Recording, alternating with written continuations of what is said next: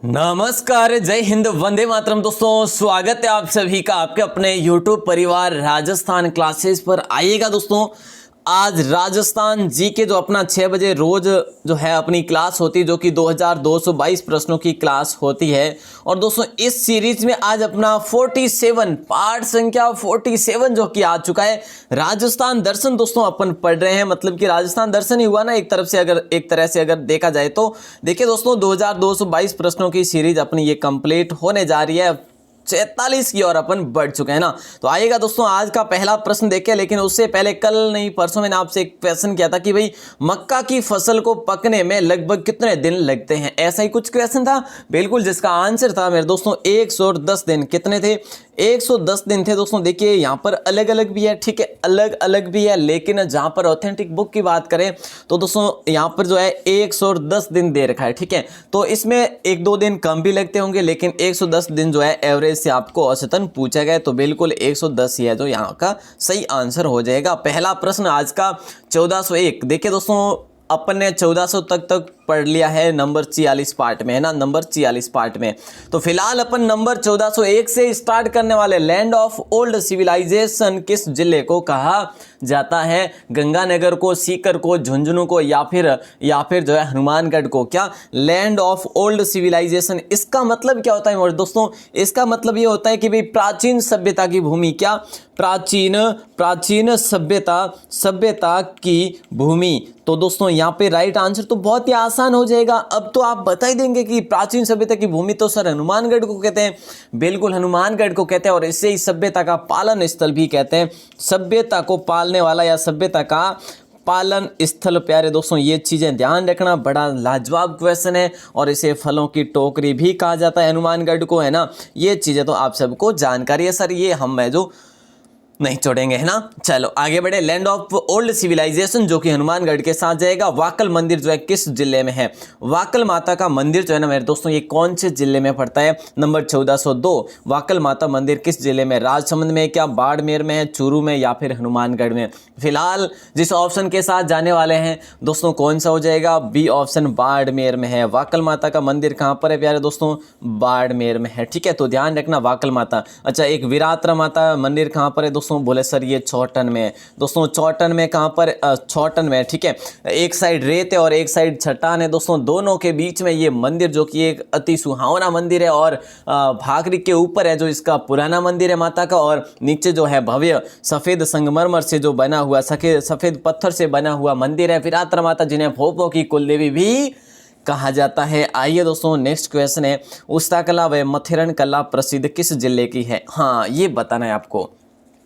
उस्ता कला व मथेरन कला क्या है? प्रसिद्ध है ना। सभी को पता है कि सर ये तो प्रसिद्ध है ही है। कि किस जिले की प्रसिद्ध है? तो देखिए गंगानगर, बीकानेर, बाड़मेर, हनुमानगढ़। इतना आसान क्वेश्चन पूछा जा रहा है मेरे दोस्तों।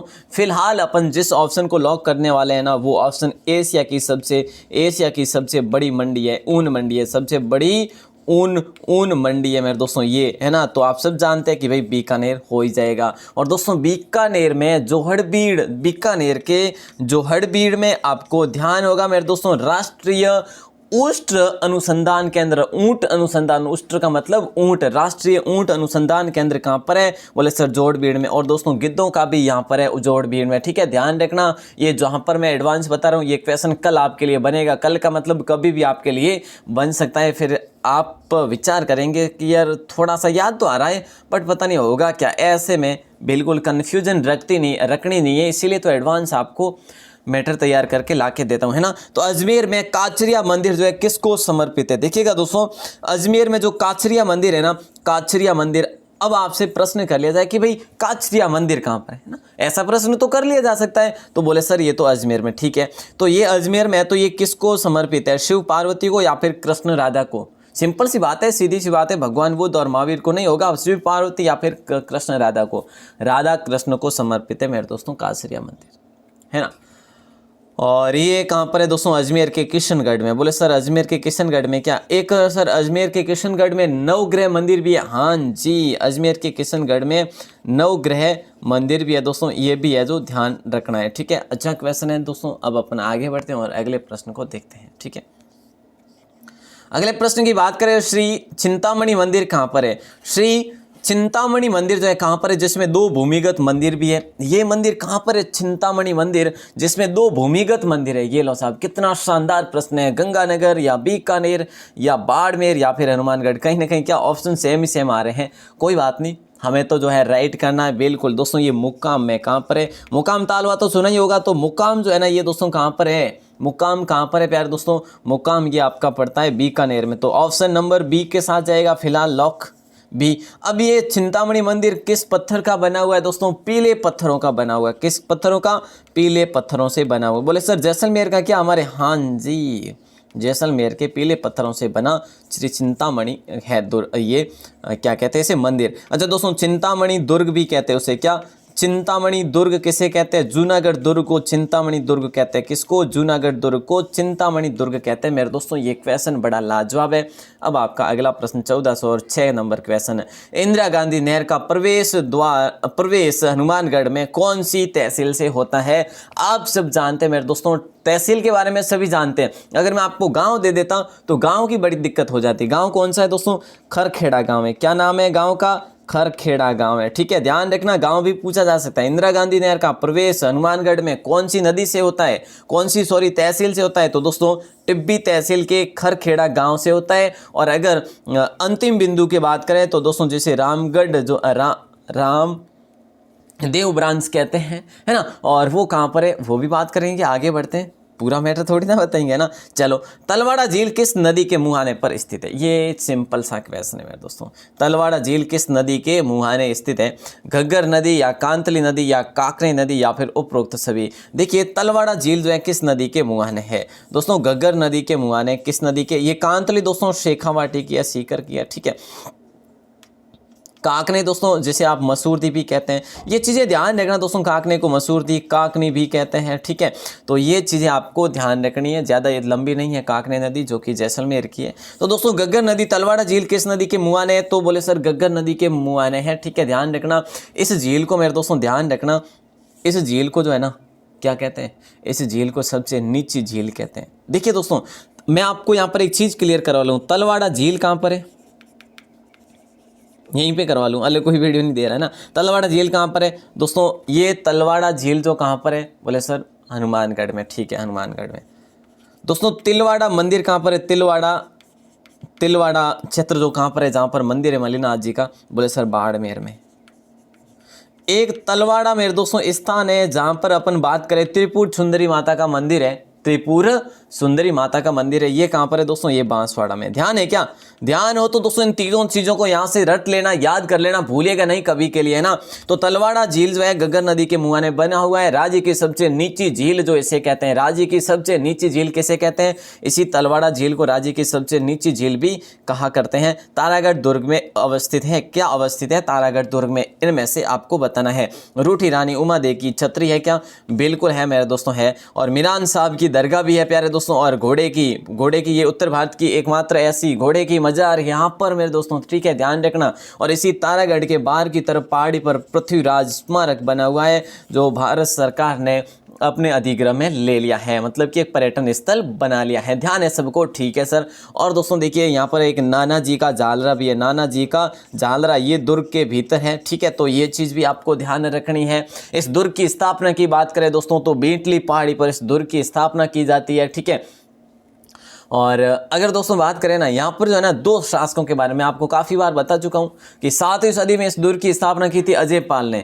लेकिन जब पुनर्निर्माण की बात आए तो अजय राज ने 1113 में इसका पुनर्निर्माण भी करवाया और अजमेर नगर की नींव भी रखी थी। ठीक है ना, ये चीज़ें ध्यान रखना। नेक्स्ट क्वेश्चन है, इंदिरा गांधी नहर परियोजना का अंतिम बिंदु किस गांव में, ये बताना है। मैंने आपको बताया अभी अभी कि भाई उसका नाम है रामदेव ब्रांच। क्या नाम है मेरे दोस्तों, रामदेव ब्रांच है। ठीक है, तो फिलहाल लॉक करें तो कौन से ऑप्शन को इंदिरा गांधी नहर परियोजना का अंतिम बिंदु किस गांव में, बोले सर ये तो जो है आपका गडरा रोड पे, बिल्कुल डी ऑप्शन के साथ जाएगा। रामदेव ब्रांच उसका नाम है, कई बार एग्जाम में पूछा गया उस ब्रांच का नाम क्या है, तो जो है रामदेव है दोस्तों। ये गडरा रोड कहाँ पर है, बोले सर बाड़मेर में। गडरा रोड दोस्तों ये कहाँ पर है, बाड़मेर में। इंदिरा गांधी नहर परियोजना का अंतिम बिंदु। और इसी गडरा रोड पर दोस्तों रेलवे कर्मचारियों के स्मारक बने हुए, रेलवे कर्मचारियों के स्मारक बने हुए दोस्तों, ये गडरा रोड इसीलिए भी फेमस है। ध्यान रखियो बस, है ना।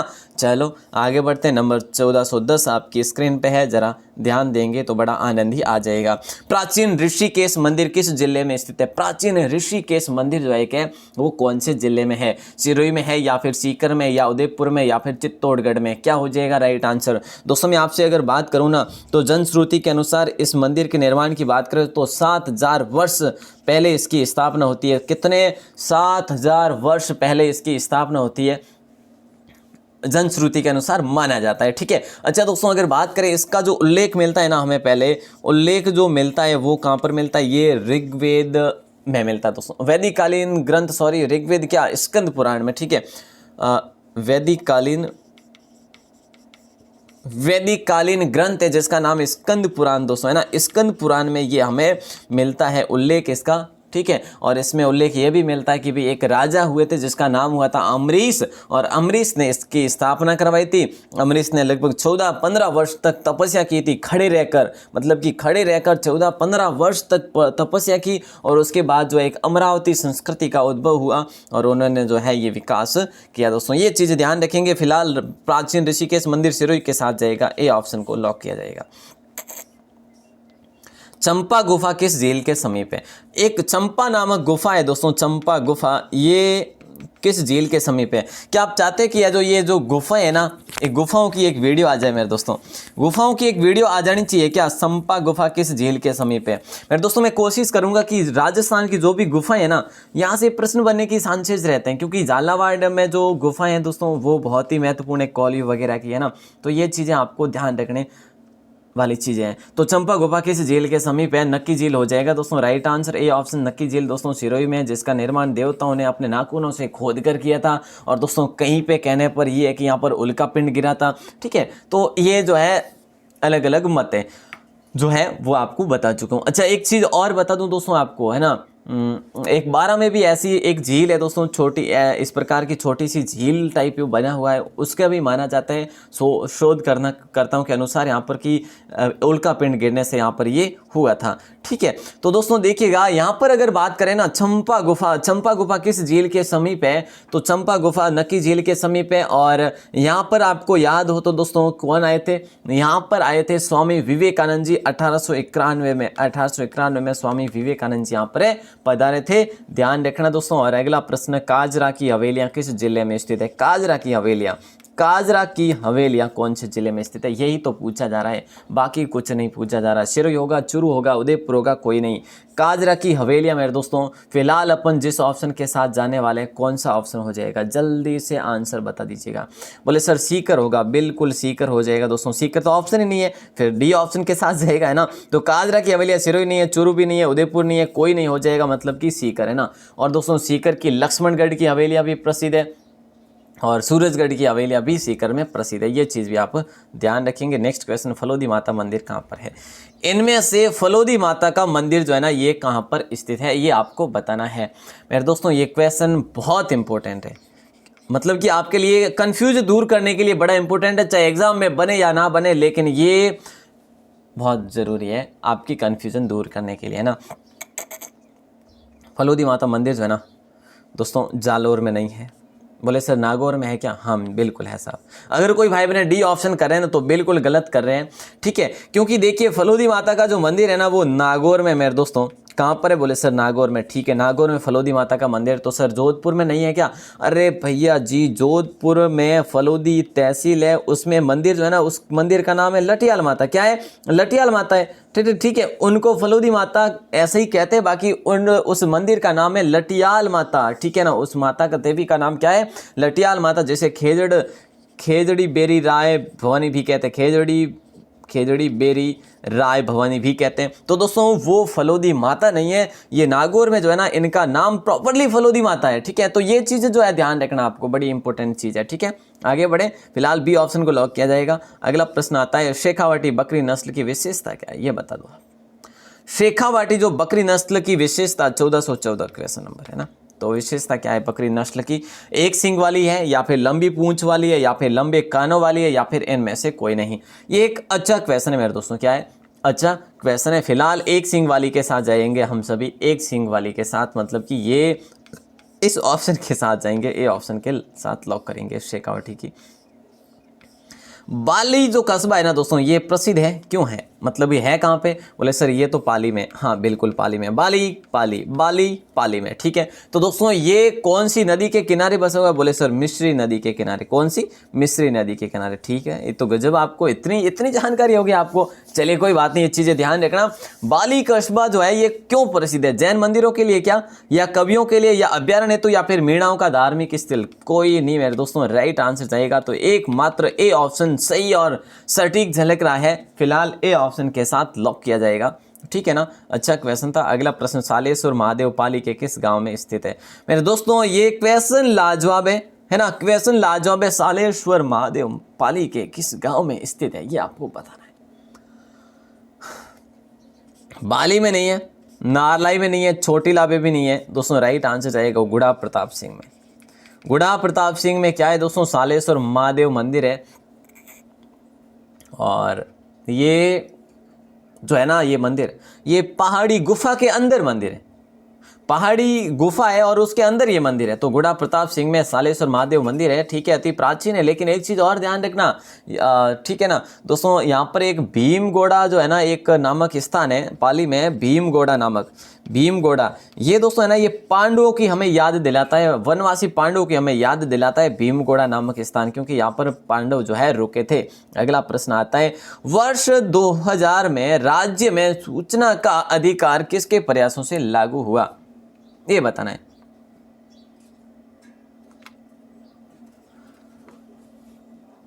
RTI, राइट आंसर बताइए। वर्ष 2000 में राज्य में सूचना का अधिकार जो है किसके प्रयासों से लागू हुआ था। अर्जुन लाल सेठी, नहीं साहब, अर्जुन लाल सेठी 2000 में नहीं, हो गई नहीं। श्रीमती अरुणा राय हो जाएगा क्या, बिल्कुल हो जाएगा मेरे दोस्तों, बी ऑप्शन। विलास शारदा, शारदा दोस्तों, शारदा विलास, आपको पता नहीं है क्या। शारदा एक्ट तो जो है किससे संबंधित बना था दोस्तों, शारदा एक्ट, शारदा एक्ट किससे संबंधित बना था दोस्तों, बाल विवाह से संबंधित है ना। चलो तो यहाँ पे फिलहाल श्रीमती अरुणा राय के साथ जाएंगे बी ऑप्शन के साथ। और इन्हें जो है ना मैगसेसे पुरस्कार भी दिया गया था, इन्हें मैगसेसे पुरस्कार से नवाजा गया मेरे दोस्तों, पुरस्कार से नवाजा गया। इंपॉर्टेंट क्वेश्चन है, ध्यान रखना। इन्होंने जो है ना ब्यावर से जो है ये बीड़ा उठाया था दोस्तों, ठीक है। मतलब कि आंदोलन की शुरुआत की थी ब्यावर से। ये अजमेर के ही थे वैसे, श्रीमती अरुणा राय। इन्हें मैगसेसे पुरस्कार भी दिया गया, ठीक है। 1995 से यह जो इन्होंने बीड़ा उठाया था, ठीक है ना। आगे बढ़े क्या, चलो सर अगला प्रश्न आपकी स्क्रीन पे। और फिर लागू कब हो गया था ये अधिकार दोस्तों, ये 2001 में लागू हो गया था, 2000 में लागू हो गया था, ठीक है ना। ये चीज़ भी आप ध्यान रखेंगे। 1418 नंबर क्वेश्चन है कि गिरी सुमेल का युद्ध कब हुआ। देखिए दोस्तों, गिरी सुमेल का युद्ध जो युद्ध हुआ ना, इतना आसान क्वेश्चन आपसे पूछा जा रहा है कि पूछो ही ना, है ना। तो राइट आंसर जो होगा वो क्या हो जाएगा, बोले सर ये जो हुआ ना गिरी सुमेल का युद्ध, सर ये 1544 ईस्वी में होता है। बिल्कुल साहब, डी ऑप्शन के साथ जाएगा।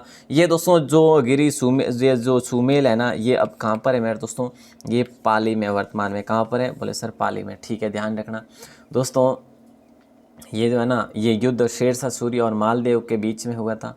इसमें मालदेव की हार हो गई थी, ठीक है ना। मालदेव की इस युद्ध में हार हो गई थी। और शेरशाह ने यह भी कहा था कि मैं मुट्ठी भर बाजरे के लिए पूरे हिंदुस्तान की बादशाहत खो देता। ये किसने कहा था, शेरशाह ने कहा था। अच्छा दोस्तों, एक चीज़ और ध्यान रखना कि इस युद्ध, इस गिरी सुमेल युद्ध को जैतारण का युद्ध भी कहते हैं। क्या, जैतारण का युद्ध भी कहते हैं दोस्तों, ध्यान रखना। बड़ा इंपॉर्टेंट क्वेश्चन है, ठीक है ना। आगे बढ़े दोस्तों, और अगला प्रश्न है, सत्याग्रह उद्यान का निर्माण कहाँ किया गया। सत्याग्रह नामक एक उद्यान का निर्माण किया जा रहा है, वो कहाँ पर किया गया ये आपको बताना है। आहुआ में, सोजत में, जूनाखेड़ा में, धौला छोत्रा में। बड़ा शानदार प्रश्न है, ए ऑप्शन के साथ जाएगा मेरे दोस्तों आहुआ। और प्यारे दोस्तों, आज मैं आपको बीच में कहना चाहूँगा, पहली बार कह रहा हूँ कि आप वीडियो को, क्लास को शेयर किया करें मेरे दोस्तों।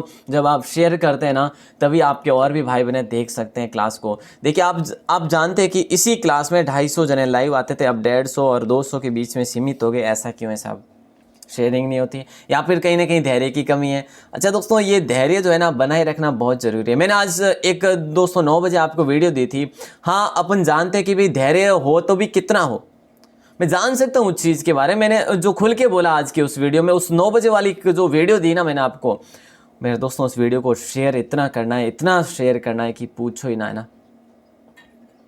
क्योंकि उसमें मैंने खुल के बात की आपके लिए बात की, स्टूडेंट हित के लिए बात की। तो ये वो वीडियो, अगर आप भी शर्माएंगे अगर उस वीडियो को शेयर करने में, तो फिर तो क्रांति नहीं आएगी, उसमें किसी भी प्रकार की क्रांति नहीं आएगी। जो सिस्टम है ढीला सा लूजपन जो है ऐसे ही चलता रहेगा। नौकरी लगनी है ना, नौकरी लगनी है ना, अगर नौकरी लगनी है तो ऐसा करना पड़ेगा, कुछ आपको भी करना पड़ेगा, कुछ हम आपको जगह देते हैं, बाकी कुछ नहीं करना आपको। एक बार ये हैशटैग वाला करिए। अगर कुछ और भी हाई कोर्ट वगैरह जो याचिका वगैरह दर्ज कर सकते हैं वो भी बताएंगे आपको, अगर आप कर सकते हैं तो, है ना। चलिए फिलहाल अपन इस पर बात करते हैं। अब देखिए सत्याग्रह उद्यान की बात करें दोस्तों तो निर्माण कहाँ किया गया, तो फिलहाल लॉक करेंगे ए ऑप्शन को, आउवा में। ठीक है, 1857। देखिए दोस्तों, अगर किसी ने 9 बजे एक मैंने वीडियो दी थी, अगर किसी ने नहीं देखी तो उसको देख लेना, वो आपके लिए बेहतरीन है, आपके हित के लिए बोला गया है उसमें, उसको शेयर करना कतराना मत। ठीक है, बस इतनी बात करूंगा आपसे। सत्याग्रह उद्यान का निर्माण दोस्तों ए ऑप्शन आउवा में 1857 की क्रांति का ऐतिहासिक जो कि स्थल है ये, क्या 1857 की क्रांति का सबसे ऐतिहासिक स्थल है ये, है ना, पूरी क्रांति का दोस्तों। और आगे बढ़ें और अगले प्रश्न को देखते हैं मेरे दोस्तों। अगला प्रश्न आता है 1450 ईस्वी के आसपास झुंझुनू पर किसका आधिपत्य था, है ना। 1450 ईस्वी के आसपास झुंझुनू पर किसका आधिपत्य रहा था, मुहम्मद खान का, फिरोज खान तुगलक का, या फिर शेखावत राजपूता का, या फिर राव शेखा का। फिलहाल अपन मुहम्मद खान के साथ जाएंगे, ए ऑप्शन लॉक करेंगे, है ना। कायम खान का पुत्र था दोस्तों ये, इसने चौहानों को हराया और चौहानों को हरा कर जो है ये जीता दोस्तों। ठीक है, तो ध्यान रखना, इंपॉर्टेंट क्वेश्चन है। और इसका जो शासन रहा था ना लगभग 1700 तक रहा था। ठीक है, 1720 या 25 तक रहा था, ध्यान रखना 1720-25 तक इसका शासन रहा था यहाँ पे। ठीक है ना, और बाद में जो है शेखावत राजपूतों का कब्जा यहाँ पर हो गया था फिर से। अगला प्रश्न आता है, ये बहुत आसान है, ये क्वेश्चन बहुत आसान है। 1421 नंबर में पूछा क्या जा रहा है मेरे दोस्तों, ध्यान रखना। ये पूछा जा रहा है कि केंद्रीय इलेक्ट्रॉन झुंझुनू में क्या स्थित है, झुंझुनू में क्या स्थित है। फिर आपको एक और तथ्य बता दूं जहां पर आपका बिल्कुल क्लियर हो जाइए। केंद्रीय इलेक्ट्रॉनिकी अभियांत्रिकी अनुसंधान दोस्तों ये झुंझुनू में स्थित है। Birla institute of technology and science जो है ये भी झुंझुनू में स्थित है। पंचवटी परिसर में बिरला हवेली जो है ना ये भी झुंझुनू में स्थित है। और दोस्तों यहाँ पर राइट आंसर डी ऑप्शन के साथ जाएगा। लेकिन ये सब कहाँ पर है मेरे दोस्तों, ये सारे के सारे पिलानी में है। कहाँ पर है मेरे दोस्तों, पिलानी में। तो ठीक है ना, पिलानी का आपको याद रखना होगा कि ये सब के सब कहाँ पर है, पिलानी में। और दोस्तों Birla institute of technology and science की बात करूँ तो ये 1954 में घनश्याम बिरला द्वारा स्थापित किया गया था इसको। ठीक है, ये क्वेश्चन बना हुआ है एग्जाम में, BITS। ठीक है, BITS बिट्स, ये बता चुका हूँ आपको कई बार। और bits Birla institute of technology and science, इसके बारे में आपको 1954 में इसकी स्थापना हुई घनश्याम बिरला द्वारा स्थापित। लेकिन तीनों जो है तीनों कहां पर है, पिलानी। पिलानी कहां पे, झुंझुनू में। नेक्स्ट क्वेश्चन है नंबर 1422, चित्र पैलेस का इंजीनियर कौन था। हमने पढ़ लिया इसके बारे में कि इसके जो निर्माणकर्ता कौन थे, कि भाई निर्माण किसके द्वारा करवाया गया था, इसके वास्तुविद जो थे वो कौन थे, सब कुछ पढ़ लिया आपने। लेकिन जब इंजीनियर की बात आए तो आपको किसी ने नहीं बताया होगा कि इंजीनियर इसके कौन थे। सॉरी, चित्र पैलेस का, चित्र पैलेस को अपन उमेद भवन पैलेस भी कहते हैं, उमेद भवन पैलेस। ये उमेद भवन पैलेस मेरे दोस्तों एशिया का शुमार नंबर 1 है। ठीक है, और इसकी बात करें तो ये जो है ना ये जोधपुर में मेरे दोस्तों, कहाँ पर है, बोले सर जोधपुर में। ठीक है, ध्यान रखना। हेनरी वागन लेंचेस्टर जो है ना इसके क्या हुए थे मेरे दोस्तों, इंजीनियर होते हैं। ए ऑप्शन के साथ जाएगा राइट आंसर। ठीक है ना, किसके साथ, हेनरी वागन लेसेस्टर हो जाएगा ए ऑप्शन राइट, है ना। अगर दोस्तों बात करें इसकी नींव की, नींव रखी गई थी 1929 में। ठीक है, 1929 में इसकी नींव रखी गई थी। और दोस्तों 1943 तक ये कंप्लीट हो गया था। कब, 1943 तक ये कंप्लीट हो गया था। वैसे 1940 तक हो गया था पर कुछ और मरम्मत करवाई जिससे कि 1943 तक ये हो गया था कंप्लीट। ठीक है, इसके दोस्तों वास्तुविद की बात करें तो विद्याधर भट्टाचार्य ही इसके वास्तुविद रहे थे। इनके और सहायक थे जिनका नाम था सैमुअल स्विंटन जैकब, ये भी इनके साथ में थे। और इसकी जो शैली है ना बनी हुई, ये कोई हिंदू मुस्लिम शैली नहीं है, ना कोई जो प्रत्यार वगैरह शैली। इसकी जो शैली है ना दोस्तों ये इंडो डेको स्टाइल में ये निर्माणित किया गया है इसका। ठीक है, अगला प्रश्न है गजरूप सागर देवल मंदिर कहाँ पर स्थित है। गजरूप सागर देवल मंदिर जो है ना ये कहाँ पर स्थित है, इस नाम से गजरूप सागर देवल माता का मंदिर जो है ना कहाँ पर स्थित है, सिरोही में है, जोधपुर में है, उदयपुर में, या फिर जैसलमेर में है। राइट आंसर बताइए मेरे दोस्तों, जल्दी से आंसर बनेगा, फिर अपन आगे और बढ़ते हैं। फिलहाल जिस ऑप्शन को को लॉक करें ना उससे पहले बता दूं, महारावल गजत सिंह ने इसका निर्माण किया। अब ये महारावल कहाँ के थे दोस्तों, इनमें से महारावल कहाँ के थे, बोले सर इनमें से सिरोही के महारावल नहीं थे, राव थे, जोधपुर के भी राव हुआ करते थे, उदयपुर में मेवाड़ में जो कि महाराणा हुआ करते थे, जैसलमेर हो जाएगा महारावल। एक और कहाँ पे, एक और डूंगरपुर में महारावल। लेकिन ध्यान रखना फिलहाल डूंगरपुर ऑप्शन ही नहीं है। तो दोस्तों जैसलमेर में ये मंदिर है, कौन सा मंदिर है, गजरूप सागर देवल मंदिर है। और दोस्तों इसे या जो भादरिया माता जो है ना इन्हीं का है जो क्या अवतार माना जाता है। फिलहाल डी ऑप्शन के साथ जाएगा right answer. Next question, Jaisalmer चित्रकला का सबसे सर्वश्रेष्ठ चित्रण जो है ना वो कौन सा है, ये आपको बताना है। इतना आसान क्वेश्चन पूछा जा रहा है कि जो है ना ये चित्र देख के जो है आप बता सकते हैं कि जैसलमेरी चित्रकला का सर्वश्रेष्ठ जो चित्र है ना वो कौन सा है। इतना आसान कभी नहीं पूछा होगा आपको, है ना। तो फिलहाल दोस्तों बनी ठानी जो है आप सबको जानकारी है कि ये तो कृष्ण गढ़ का है, ठीक है।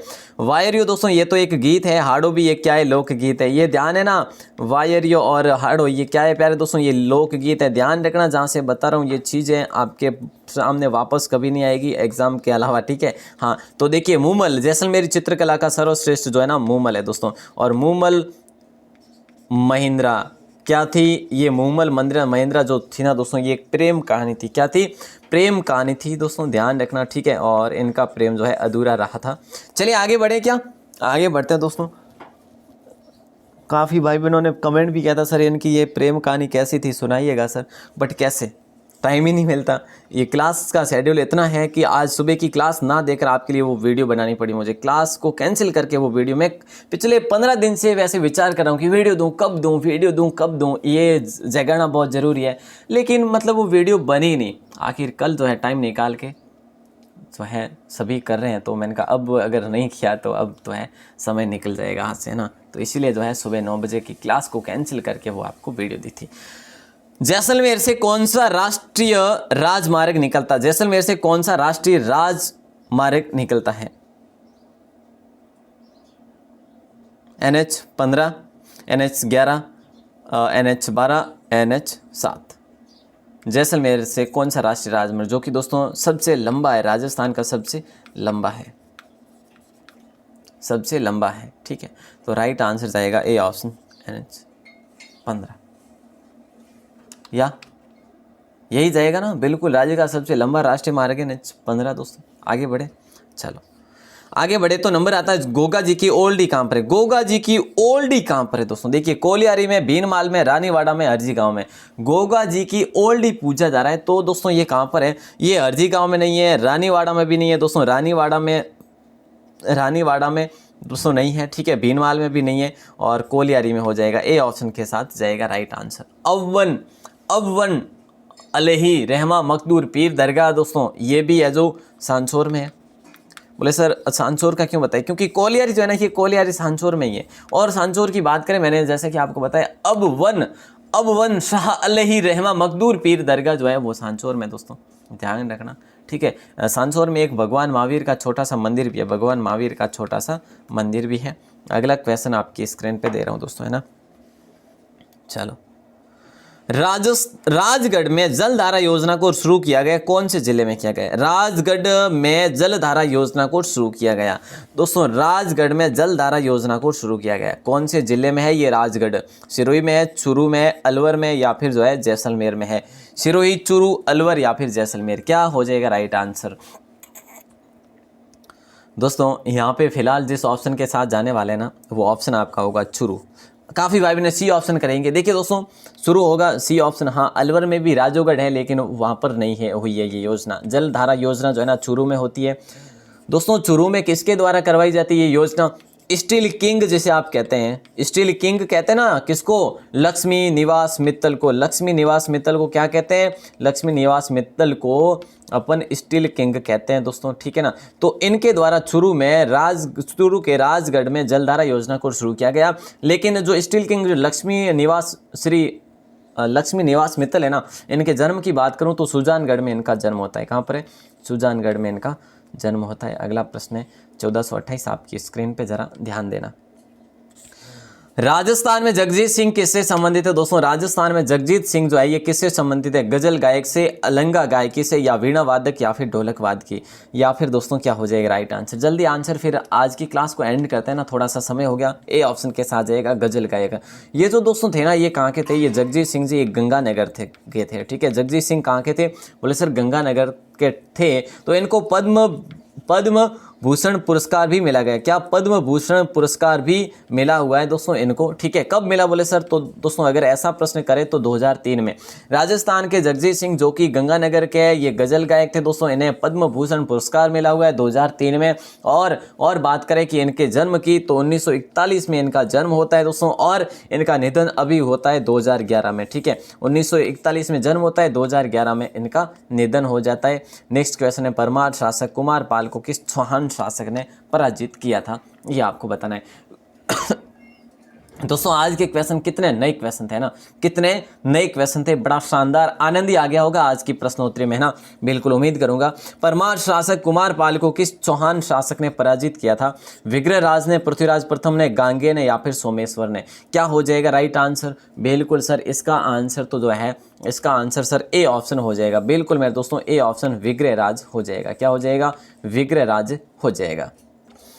चलिए आगे बढ़ते हैं। नंबर 1430, घड़सा नामक किसान आंदोलन कौन से वर्ष में हुआ? ये लास्ट क्वेश्चन है जिसका आंसर आपको देना है, जल्दी बतला दीजिएगा। घड़सा नामक 1430 नंबर तक अपन पहुंचे, तो घड़सा नामक किसान आंदोलन कौन से वर्ष में हुआ था? 1999 में क्या, या फिर 2004 में, या 2005 में, या फिर 2008 में? तो फिलहाल जिस ऑप्शन के साथ जाने वाले 2004 के साथ जाएंगे।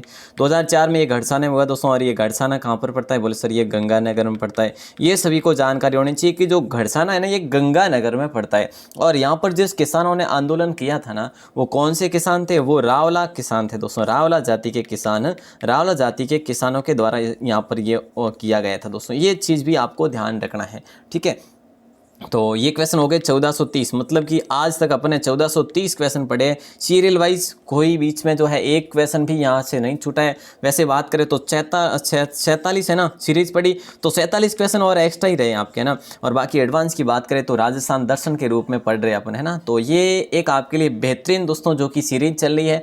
उम्मीद करूँगा आप इस सीरीज से हार गए ना मेरे दोस्तों, तो मैं भी हार जाऊँगा, है ना। अगर आप हारे तो मैं भी हार जाऊँगा। अगर आप बिल्कुल एक जगह जो है रहेंगे, दृढ़ संकल्पित रहेंगे, तो मुझे भी लगेगा कि हाँ बिल्कुल आप पढ़ने के इच्छुक हैं, और मैं भी आपके लिए करता रहूँगा दोस्तों। मुझे कहीं ना कहीं ऐसा अब कहीं कभी कभी प्रतीत होता है कि भाई कहीं ये 2222 प्रश्नों की सीरीज़ बंद ना हो जाए, लेकिन दोस्तों ऐसा कभी मत जो है आपको विचार भी नहीं लाना है। और मुझे भी ऐसा नहीं होना चाहिए कि भाई, जब देखिए ये होता कब है, जब आप क्लास को वॉच नहीं करते, या फिर जो है कोई लाइव कम आते हैं, या फिर इस प्रकार से कभी न कभी दिमाग में आ ही जाता है ना। तो 47 ये रहा आपका आज का क्वेश्चन 47 नंबर पे। तो बुलाक जो आभूषण है ना, ये पहना जाता है नाक में, कान में, हाथ में, सिर पर, अपने हिसाब से, किसी की नकल ना करें, अपने अपने हिसाब से बताना है। बाहर आके कमेंट सेक्शन में बता दीजिएगा बुलाक आभूषण जो है ना ये पहना जाता है, ये कहाँ पर है पहना जाता है। और दोस्तों इसके साथ साथ अपन इसकी विशेष जानकारी के बारे में कल बात करेंगे। उम्मीद करूँगा क्लास आपको अच्छी लगी होगी। क्लास अच्छी लगी हो तो लाइक कर दीजिए, एक है जो अपने शेयर कर दीजिए।